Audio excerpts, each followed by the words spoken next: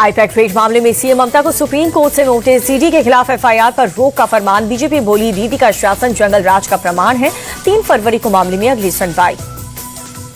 BJP बोली supreme court ने ममता को दिखाया आईना। टीएमसी के गुंडों ने अराजकता फैलाने की कोशिश की। कारनामे छिपाने के लिए सीएम फाइल चुरा करके भागी। सुप्रीम कोर्ट में दूध का दूध और पानी का पानी हुआ। बीजेपी ने कहा कि कोर्ट का बयान सबूत चुराने वालों पर करारे तमाचे की तरह है। कोर्ट के नोटिस पर टीएमसी सांसद कल्याण बनर्जी का बयान। हम अगली सुनवाई में आपत्तियों को फिर से पेश करेंगे। सुप्रीम कोर्ट में ईडी का टीएमसी पर बड़ा आरोप। कहा कि टीएमसी ने हाई कोर्ट में सुनवाई के दौरान अराजकता फैलाने की कोशिश की। व्हाट्सएप चैट के जरिए भीड़ जुटाने की साजिश की। कांग्रेस नेता सुप्रेशनेत का बयान। बीजेपी के इशारे पर विपक्ष को परेशान कर रही ईडी। 99% केस में विपक्षी नेताओं के नाम। मुर्शिदाबाद को फिर से दलाने की साजिश नाकाम हुई। एसओजी ने 3 लोगों से भारी मात्रा में गोला बारूद बरामद किया। मुंबई में बीएमसी चुनाव के लिए लोगों में दिखा उत्साह। पोलिंग बूथ पर वोट डालने के लिए कतार लगी। शिवसेना यूबीटी प्रमुख उद्धव ठाकरे ने मुंबई में किया मतदान। पत्नी रश्मि और बेटे आदित्य ठाकरे ने भी वोट डाला। नागपुर में बीजेपी प्रत्याशी भूषण श्रिंगड़े पर हुए हमले को लेकर के फडणवीस बोले चुनाव जीत नहीं सकती तो कांग्रेस हमले कर रही है और ये लोकतंत्र पर काले पोतने जैसा है। जनता इसका जवाब जरूर देगी। दिल्ली में कॉमनवेल्थ के स्पीकर्स और प्रेसिडिंग ऑफिसर्स का 28वां सम्मेलन पीएम मोदी ने उद्घाटन किया। बोले विविधता हमारे लोकतंत्र की ताकत है। लोकतंत्र हमारे मन और संस्कार में है। पीएम मोदी बोले लोक कल्याण की भावना हमारे लिए अहम है। भारत ने दुनिया के सामने खुद को साबित किया। आज हमारी इकोनॉमी तेजी से आगे बढ़ रही है। सम्मेलन में पीएम मोदी बोले कि हम बिना किसी भेदभाव के काम कर रहे हैं। भलाई और कल्याण हमारा संकल्प। दिल्ली में प्रदूषण को लेकर के इंडिया टीवी के मंच पर पर्यावरण मंत्री भूपेंद्र यादव बोले लॉन्ग टर्म और शॉर्ट टर्म दोनों प्लान पर काम। दिल्ली में 1 साल में 15% तक पोल्यूशन कम होगा। केंद्रीय पर्यावरण मंत्री भूपेंद्र यादव ने प्रदूषण के मुद्दे पर इंडिया टीवी के कॉन्क्लेव में कहा हर साल लाखों जिंदगियां प्रभावित हो रही हैं। कहा दम घोटू प्रदूषण से निपटने को लेकर रोड मैप तैयार है। पर्यावरण मंत्री ने कहा कि दिल्ली के पोल्यूशन की समस्या को अकेले दिल्ली से आंकना ठीक नहीं है। एनसीआर में कई और बड़े शहर हैं और इसके लिए हमने CAQM को डेवलप किया। 40 सबसे ज्यादा प्रदूषित शहर के लिए विशेष प्लान तैयार किया। पर्यावरण मंत्री भूपेंद्र यादव ने कहा कि पराली जलाना 80% तक कम हुआ। जहां पर ज्यादा पराली जलाई जाती है वहां पर स्पेशल मॉनिटरिंग हो रही है। बोले कि अरावली में किसी को भी माइनिंग की इजाजत नहीं है। भूपेंद्र पटेल ने कहा कि सबसे ज्यादा प्रदूषण फ्यूल के कारण दिल्ली में जाम वाले 62 पॉइंट्स के पहचान 3500 औद्योगिक यूनिट की ऑनलाइन निगरानी हो रही है और दिल्ली में 1 साल में 15% तक पोल्यूशन कम होगा।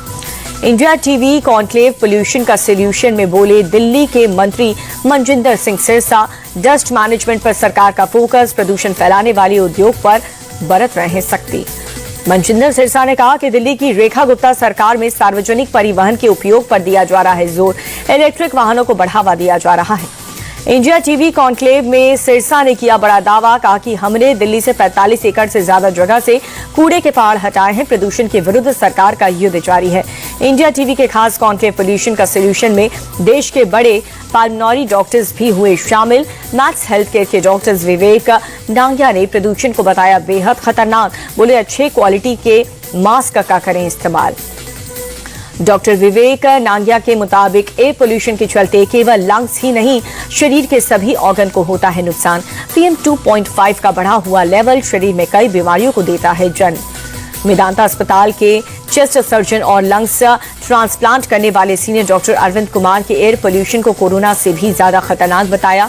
बोले कि वायु प्रदूषण से हर साल कोरोना के मुकाबले ज्यादा लोग मर रहे हैं। डॉक्टर अरविंद ने कहा कि AQI 350 में सांस लेने का मतलब है 15 से 20 सिगरेट पीना, जिसके चलते केवल बच्चे और बूढ़े ही नहीं बल्कि नॉन स्मोकर्स के लंग्स भी तेजी से हो रहे हैं डैमेज।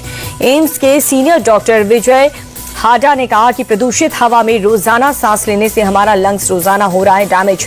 धीरे धीरे लोगों की जिंदगी औसतन कम हो रही है।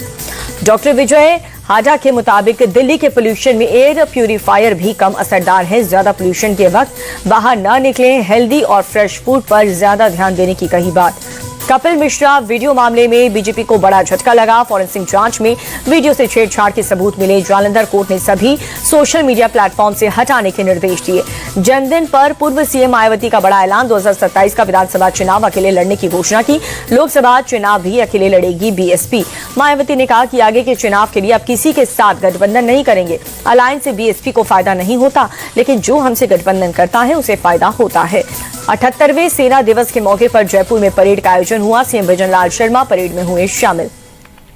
पंजाब की सीएम भगवंत मान अमृतसर पहुंचे। गोलक मुद्दे पर टिप्पणी करने के मामले में अकाल तख्त साहिब सचिवालय के सामने पेश हुए। पेशी को कोर्ट लेकर पहुंची थी पुलिस की टीम। सोशल मीडिया पर वीडियो वायरल।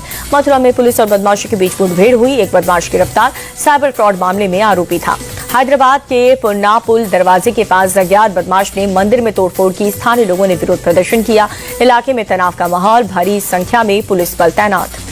दिल्ली में कड़ाके की ठंड, न्यूनतम तापमान 3.2 डिग्री दर्ज किया गया। आरके पूनम इलाके में धुंध की सफेद चादर छाई। दिल्ली में शीतलहर के साथ प्रदूषण की डबल मार। अक्षरधाम इलाके में बहुत खराब श्रेणी में पहुंचा क्वालिटी इंडेक्स।